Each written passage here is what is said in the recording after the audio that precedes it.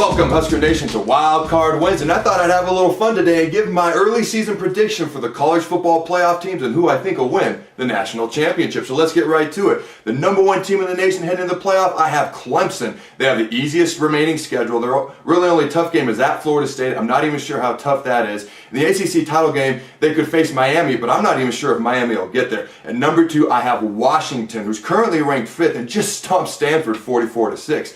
They have a couple of tough road tests left, but their biggest concern should be the Pac-12 championship game, where they could have a rematch versus Utah, and it's always tough to beat the same team twice. Now, number 3, I have Ohio State, because I think they're going to lose a game.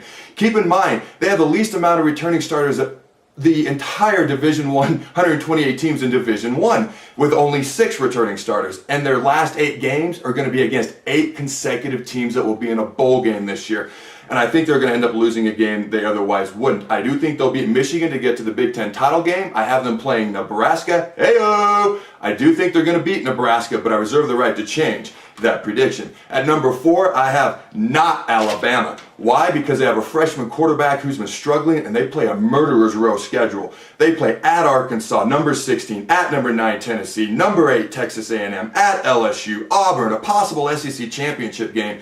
I don't care how good those other 21 players are. When your quarterback is inexperienced and struggling, I think they're not only going to lose one of those games, but 2. So who do I have in at number 4? I have the current number 8 team in the nation, Texas A&M. They don't have the easiest remaining schedule, but they do get Alabama right after Alabama has played at number 16 Arkansas and at number 9 Tennessee, and A&M will be coming off of a bye. Now, I don't know if A&M's going to win that game, but I only think A&M's going to lose one game, and I do think Alabama's going to win 2. I have A&M into the SEC championship game versus Tennessee, with the winner of that game going to the playoff. And Tennessee's good and highly rated, but I've not been that impressed so far, so I have A&M in at number 4. The next 3 teams on the outside looking in are Louisville, Michigan, and Houston. I was going to go with Houston, except they play Louisville later this year, and I have Louisville winning that game. Now, we will be posting the current top 10 teams in the country in the transcript version of the Chronicles, so be sure to check that out. So in the 2 semifinal games, the Fiesta Bowl and the Peach Bowl, I have Clemson versus A&M, Washington versus Ohio State, with Clemson and Ohio State winning.